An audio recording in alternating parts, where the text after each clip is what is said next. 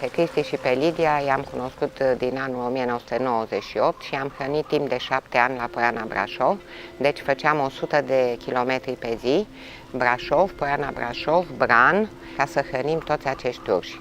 Și le-am promis în genunchi lui Cristi și Lidia că dacă vor trăi, vor fi din nou liberi. Iar acum când vin și văd aici în libertate alergând, îmi spun că mi-am respectat promisiunea care i-am făcut-o lui Maia, pentru că în brațele mele atunci când era pe moarte, i-am promis că niciodată un alt urs nu va mai muri în condițiile astea. Sper acum, dacă ne privește de sus și vede toți acești urși, e fericită că eu mi-am respectat promisiunea.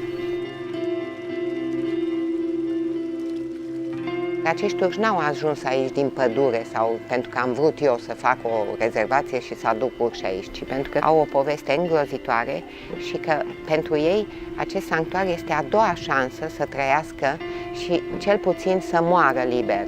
Mi s-a întâmplat să luăm un urs de 43 de ani de la o grădină zoologică și mi s-a spus cel mai iau că și așa o să moară. Și am spus da, dar măcar să moară în demnitate și să moară liber, să trăiască o noapte în care să vadă cerul, să audă păsărelele și foșnetul vântului și să nu moară între gratii. Poate că dacă aș fi știut, nu știu dacă m-aș fi lansat într-un astfel de proiect, pentru că eu am crezut că sunt 5, 6, 7, 10 urși și iată ne suntem la 95 de urși.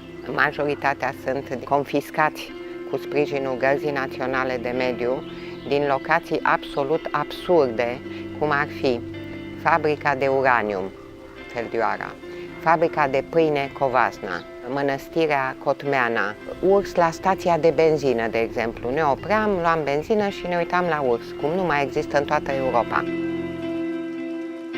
Odia a fost ținută într-un ocol silvic.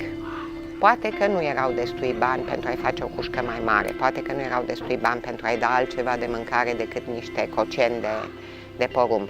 Dar o bucată de lemn, cred că exista în ocolul acela silvic, ca să nu stea pe barele acelea, care i-au lăsat urme adânci, 12 ani, avea pe labe urme de arsură, care nu i-au mai trecut niciodată de la temperaturile de 30 de grade vara și 30 de grade iarna, minus, pe care ea le simțea pe labele ei.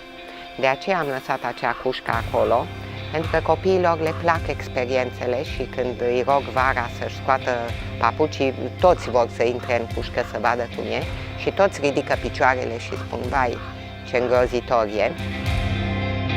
Consider că foarte multe din greșelile pe care oamenii le fac, nu le fac nici din răutate, nici din prostie, ci din foarte multă ignoranță. Și lucrul acesta trebuie corectat la tânăra generație. Ea este speranța care va salva planeta noastră și ceea ce am observat este că tinerii pot salva părinții. Noi degeaba vorbim, dar copiii foarte des reușesc să-i convingă pe părinți.